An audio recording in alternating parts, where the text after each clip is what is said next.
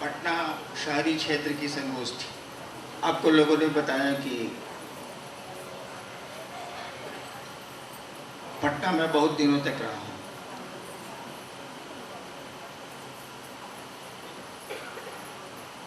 करीब करीब 18 साल।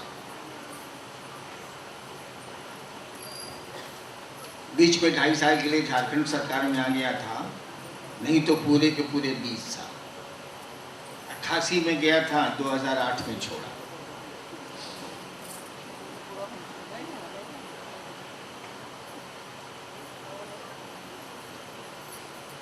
आप लोगों को देख के एक बात मुझको याद आ गई, भूल गया था।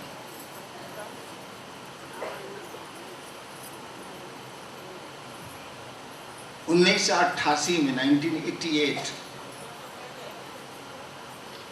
में मेरी बदली, उसके पहले ही हो गई थी, मेरी बदली मधेपुरा जिला से पटना जिला में हो गई। सरकार ने कर दिया 6 साल के बाद। मैं 6 साल मधेपुरा में रहा।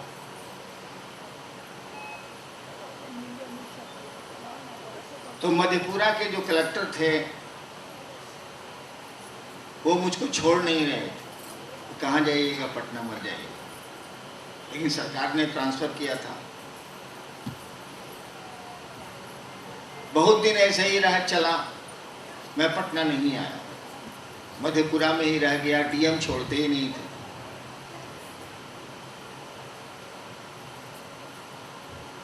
आज ही जाके सरकार ने एक वायरलेस भेजा मधेपुरा कलेक्टर को कि हरिनारायण जी पटना आए, नहीं तो उनको हम लोग सस्पेंड कर दें। मैं आ नहीं, डीएम छोड़ नहीं रहे थे। डीएम ने मुझको बुला के कहा कि अब आपको जाना चाहिए, देखिए सरकार तो बहुत बिगड़ गई है कि आप क्यों नहीं जा रहे। हम कहा हम तो जा ही रहे हैं, आप छोड़िएगा तब ना हम जाए। खैर, मेरे मकान मालिक थे मदन बाबू, वकील, अभी मधेपुरा का अच्छे वकील। उन्होंने कहा कि सर हम जा रहे हैं पटना। बाबूजी, मेरे फादर उस समय पटना में थे। सो बाबूजी को कुछ संवाद देना हो तो बोल दीजिए सर। हम कहा कि बाबूजी से पूछ लीजिएगा कि हम कब पटना आए। गए वो पटना। 2 दिन के बाद पटना से लौट के आए तो कचहरी में, हम भी कचहरी में थे, वो भी कचहरी में थे। शाम में मेरे डेरे पर आए। मकान मालिक ही थे, बगल ही में रहते थे। हमने कहा क्या मदन बाबू, बाबूजी से भेंट हुई पटना में?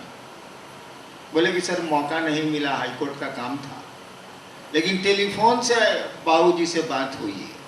तो उन्होंने कहा है कि कहिएगा हरिंदर जी को पटना नए आओ। हमें कहा, अरे बाप रे बाप, यहाँ बड़ी गर्मी है। अप्रैल का महीना था, पटना में गर्मी बहुत पड़ती है। अब बहुत गर्मी है, तो कहिए कि बरसात के बाद आवेंगे जाड़ा में, यहाँ बहुत गर्मी है। 2-4 गुरु भाई भी शाम में बैठे ही रहते थे। हमने कहा कि आए मदन बाबू, पटना साधुओं से खाली हो गया है क्या? अच्छा चलिए, जिस दिन हम आएंगे, कोई तय तो मेरा जाना था नहीं, बाबूजी ने कह दिया था कि नहीं आना है, आज सरकार कह रही है कि हमको आना है। हम कहा चलिए, हम जिस दिन जाएंगे पटना ना, उस दिन झूम के आएगी घटा और टूट के बरसेगा पानी। ऐसे ही बोलने के लिए बोल दिया। हम लोग ऐसे ही ज्यादा बोलते हैं। कहा चलिए, बहुत गर्मी की बात जब उन्होंने कही कि बाबूजी बोले हैं कि बहुत गर्मी टेलीफोन पर, सो कहिएगा नहीं आओ। हमने कहा मदन बाबू, पटना साधुओं से खाली हो गया है क्या? अच्छा, जिस दिन हम आएंगे पटना, झूम के आएगी घटा, टूट के बरखेगा पानी। कहने के लिए कह दिया, अपनी थोड़ी दिमाग में कौन हम ज्योतिषी थोड़ी, कहने को कह दिया। आना तो पड़ा ही, सरकार ने बदली की थी, आना तो पड़ेगा ही। 2-3 महीने के बाद मुझको आना पड़ा पटना।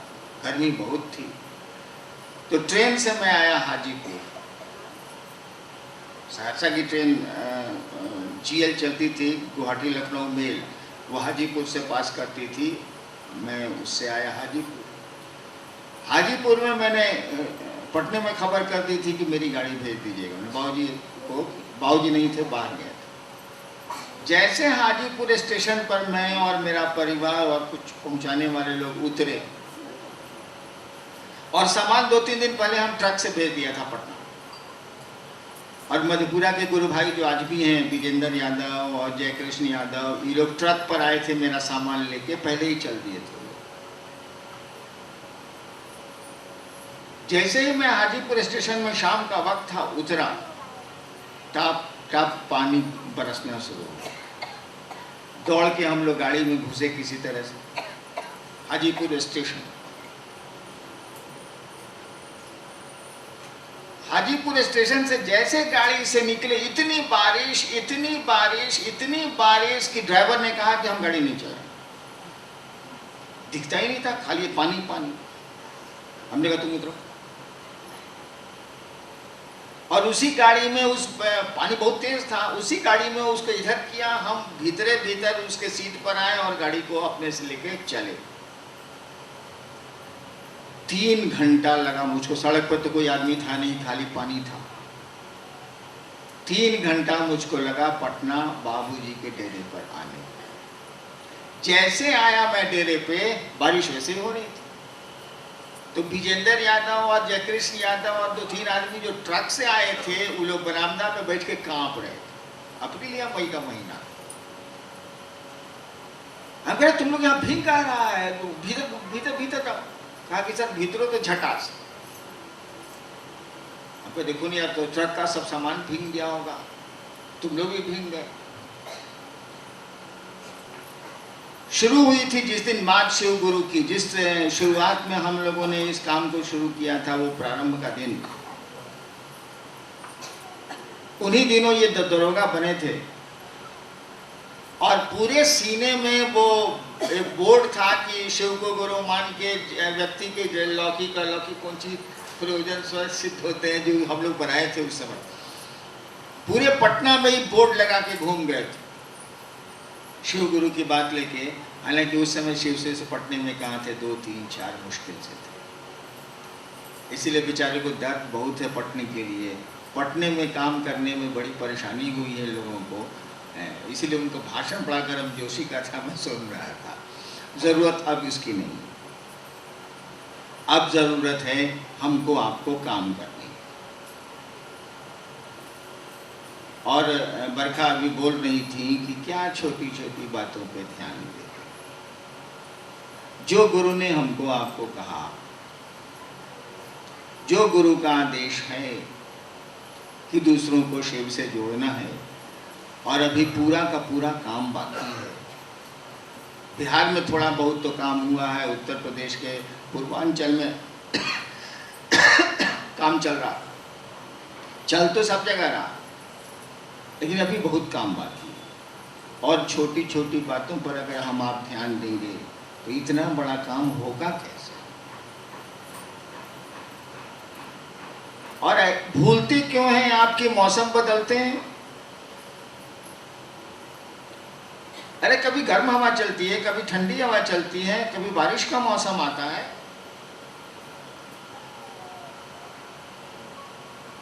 तो कभी कुछ लोग कहेंगे, कभी कुछ कहेंगे, कभी कुछ कहेंगे। अब तो इतने हैं आप, तब आप उनकी बात सुन के ठहर जाते हैं। एक दिन तो मैं अकेला था, कितनों की बात सुनता होऊंगा, सोचिए तो जरा। कितने आसमान के लोग मुझको तंग करते थे अलग, धरती पर आक्रमण होते थे अलग। शिव गुरु की बात लेके जब मैं चला था तो चौतरफा आक्रमण होते थे कि कैसे किसी तरह मैं रुक जाऊं। लेकिन आपने देखा होगा कि जो घोड़े को ट्रेनिंग दी जाती है तो हर्डल्स बना दिए जाते हैं, घोड़े को तड़पाया जाता है। ये ट्रकें जो आप बाजार में देख रहे हैं, इनको जब कंपनी टाटा निकालती है तो इनकी जो जांच होती है निकलने के पहले, आप देखिएगा तो लगेगा कि पूरा ट्रक ही टूट जाएगा। ये क्या, कौन जांच कर रहा है। इतना हड़ाक हड़ाक पटकता है उसका जो मैदान है जिसमें जांचा जाता है ट्रकों को, लगेगा कि सभी चक्का फेंका जाएगा इसका। तब बाजार में ट्रकें आती, तो परेशानियां, मुसीबतें, ये सब तो आती रहेंगी, यही आपको मजबूत बनाती हैं। यही आपको आगे चलने के लिए प्रेरित करती हैं, यही हौसला बढ़ाती हैं आपका। तो छोटी छोटी बातों पे ध्यान नहीं दे, और हम आप समझते हैं कि गड़बड़ी हो गई, हम आप समझते हैं कि फलाना गुरु भाई गड़बड़ कर रहा है, हम आप समझते हैं कि यहाँ गड़बड़ी है, वहाँ गड़बड़ी है। एक बात बताइए तो, जिस दिन मुझको कहा गया था कि तुम जो करते हो दूसरों को करने को कहो, आपको मालूम है बेगूसराय में 1985 का वाकया है। मैं सुबह 4:30 बजे बैठा हुआ था, यहीं पटना के रोहतगी साहब, आप लोग सबको लोग उनको जानते होंगे, अब तो बहुत बूढ़े हो गए बेचारे। उन्हीं के घर ठहरा था, मधेपुरा से पटना जा रहा था मैं जीप से, रात हो गई थी। तो बेगूसराय में उस समय वो पोस्टेड थे, मैं ठहर गया था उनके यहाँ।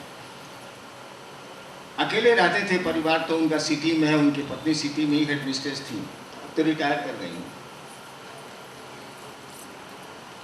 सुबह 5 ही बजे, 2 बजे तक तो हम लोग गप किया। 2 बजे के बाद सोने गए, वो 4 ही बजे उठ करके लगे दुर्गा सप्तशती का पाठ करने, जोर जोर से। मेरी नींद खुल गई। उस समझ गया कि इमरान साहब उठ गए हैं, तो बाहर, एक तो हम काम बाहर बैठते हैं, आप पूजा कीजिए। तो एक कुर्सी बाहर बरामदे पर रख दी, नहीं हम कहते हैं ना, आप पूजा कीजिए, हम बैठते। उसी समय एक आवाज ने मुझसे कहा कि तुम जो करते हो कहते नहीं हो। और मैंने कहा था कि मैं जो करता हूँ सो कहता हूँ। और अंत में आवाज ने पूछा क्या करते हो, मैंने कहा मैं शिव का शिष्य बनाता हूँ।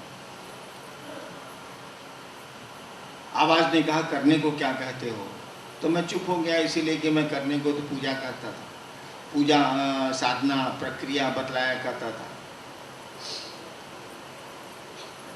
तो मुझको कहा गया कि तुम जो करते हो दूसरों को करने को कहो। जिसने मुझको ये कहा कि तुम जो करते हो दूसरों को करने को कहो, हम भी समझते थे कि इसमें बाधाएं होंगी। क्या कहने वाला इस बात को नहीं सोच रहा था कि भविष्य में ये बात चलेगी तो कहाँ कहाँ बाधाएं आएंगी, अवरोध आएंगे, उसको नहीं समझ में आ रहा था। उसने कुछ नहीं कहा। उसने नहीं कहा कि देखो आगे चलोगे ना तो ऐसा लोग कहेंगे, ऐसा लोग कहेंगे, ऐसा होगा, ऐसा होगा, ऐसा होगा, तो ऐसा करना। कुछ नहीं कहा उसने। बस एक पंक्ति उसने कही कि दूसरे तुम जो करते हो दूसरों को करने को कहो, और पूछ लिया कि तुम क्या करते हो। हमने कहा मैं लोगों को शिव का शिष्य बनाता हूं। यानी दूसरों को कहो कि वो दूसरों को भी शिव का शिष्य बनाए, अर्थ यही। उसने कुछ नहीं कहा इसके अलावा, न आगे न पीछे, न जोड़ा कुछ न घटाया कुछ। उसको तो ये कहना चाहिए था ना कि आगे आने वाले दिनों में ऐसे ऐसे लोग भी आएंगे, ऐसे ऐसे लोग भी आएंगे, ऐसा ऐसा भी होगा, तुम देखना, ऐसा नहीं ऐसा करना। कुछ नहीं कहा उसने, एक वाक्य कहा। न कोई अनुशासन थोपा, न कोई बात कही, न नियम बनाए, न कानून बनाए, न अवरोध दिया, न कोई वर्जना दी। कुछ भी नहीं कहा। तो हमने भी कोई वर्जना नहीं दी, आप जो करते हैं करिए, शिव को गुरु मानिए। उसने हमको कहा ही नहीं कि बोलना कि लोग मुर्गा नहीं खाएगा, बोला ही नहीं, तो मैं क्यों आपको बोलूं। उसने कहा ही नहीं कि बोलना कि प्याज नहीं खाएगा, उसने हमको कहा ही नहीं, मैं आपको क्यों बोलूं। आपका मन करे प्याज खाइए, ऊपर से खाइए, जहां से मन करे सो खाइए, हमको क्या लेना देना। मैंने कुछ नहीं कहा, इसलिए कि उसने कुछ नहीं कहा। अब आप कहते हैं कि लोग संगोष्ठी में आने से रोक रहे थे। मेरे महादेव ने हमको कुछ कहा ही नहीं, तो बोलिए अब हम क्या बोले उस पर। उसने तो कुछ कहा ही नहीं। उसने तो कहा जाओ दूसरों को शिव का शिष्य बनो, बस, कुछ कहा नहीं। और मैंने देखा है, अगर गुरु के इस आदेश पर आदमी केवल खड़ा है, कठिन तो है जरूर, क्योंकि आदमी का मन है ना, दुखी होता है, क्रोधित होता है। लेकिन अगर इस बात पर आदमी खड़ा रहे कि हमारा गुरु का जो आदेश है मुझको करना है, अगल बगल क्या होता है हमको कोई मतलब नहीं, एक दिन वो बहुत आगे निकल जाएगा। और सारी चीज़ें जो उसके लिए अवरोध का काम कर रही हैं, रुकावट का काम कर रही हैं, वो टूट जाएंगी। काहे कि उसके बाद बहुत साल तो बीत गए। शिव गुरु की बात चली है 1982 से, 82 से, और मैंने अपने मन से शुरू किया। मुझको किसी ने कहा भी नहीं, महादेव का आदेश थोड़ा ही है कि महादेव की चर्चा करो ना, वो अपने मन से हम शुरू किया था। वो तो 3-4 साल के बाद उन्होंने कहा कि तुम काम जो कर रहे हो उसको ऐसे करो, खाली टेक्निक बदला, प्रक्रिया उसमें उन्होंने बदल दी, काम करने के लिए तो कहा नहीं था। इतने साल बीत गए, इतने लोग शिव गुरु से जुड़ते चले जा रहे हैं, जुड़ गए हैं, कहाँ कोई दिक्कत हुई है? उसने कुछ नहीं कहा है, हमने भी कुछ नहीं कहा है, आपको भी कुछ नहीं कहना चाहिए। महादेव ने तो कुछ कहा नहीं भैया, उसने तो कहा जाओ दूसरों को शिव गुरु से जोड़ो, शिव से जोड़ो। भाई तुम जो करते हो, मैंने कहा मैं शिव का शिष्य बनाता हूँ, आपको भी दूसरों को शिव का शिष्य बनाना चाहिए। गुरु का आदेश है, करना चाहिए। बाकी बातों पे ध्यान ही मत दीजिए। मन दुखी हो चुप हो जाइए, मन क्रोधित हो चुप हो जाइए।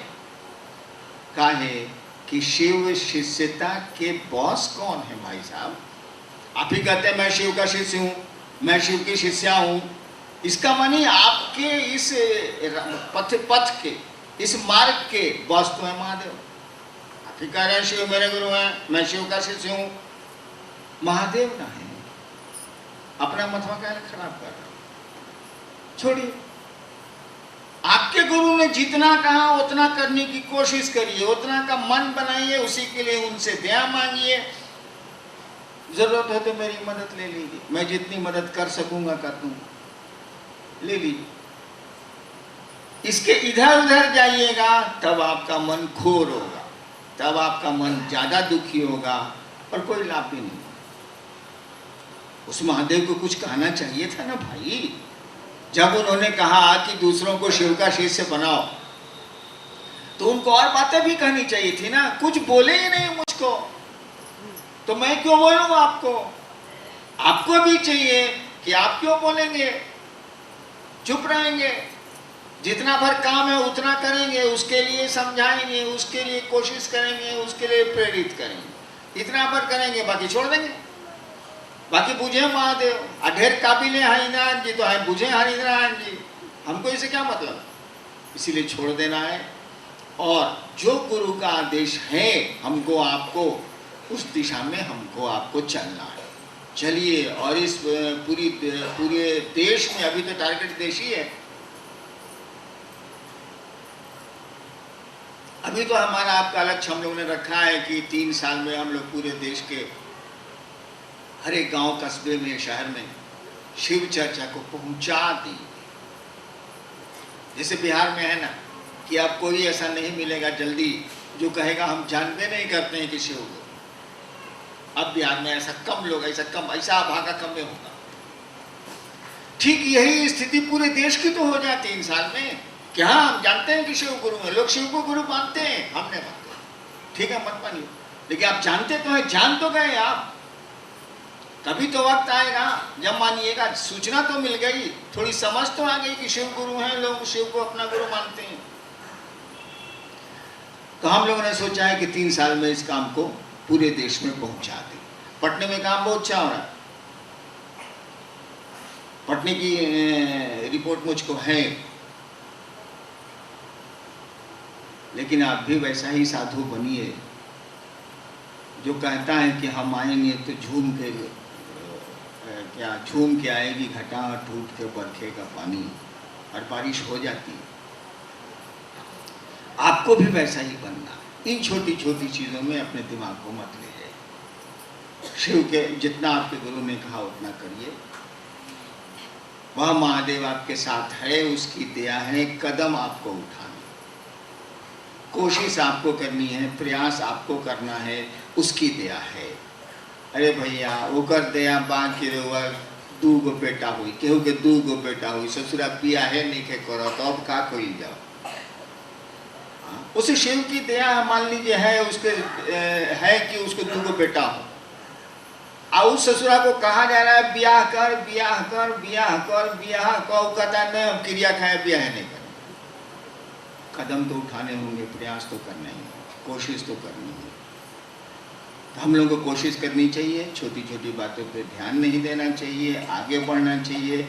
और बड़ा बढ़िया किसी गुरु भाई ने अभी मन से कहा कि भैया मोबाइल का ज़माना है, कम्युनिकेशंस इतने अच्छे हो गए, संचार माध्यम इतने अच्छे हो गए हैं, आप मुख्यालय से पूछ क्यों नहीं लेते?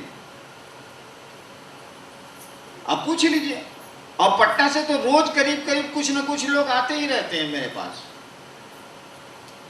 10, 15, 20, कभी 30, कभी 40। तो भैया आपको वहां जो समस्या लग रही है, आपको जो दिक्कत हो रही है, पूछ लीजिए, मैं बता दूंगा। पूछिएगा मैंने, अब गुटरू गुटरू गुटरू गुटरू गुटरू गुटरू अपने मन में करिएगा, ये कैसे चले? हमसे पूछ लीजिए, मैं आपकी स्थिति को स्पष्ट कर दूंगा। फोन है, फोन से पूछ लीजिए। बहुत बरखा जी तो सबका फोन उठाती है, मुख्यालय में भी लोग उठाते ही होंगे।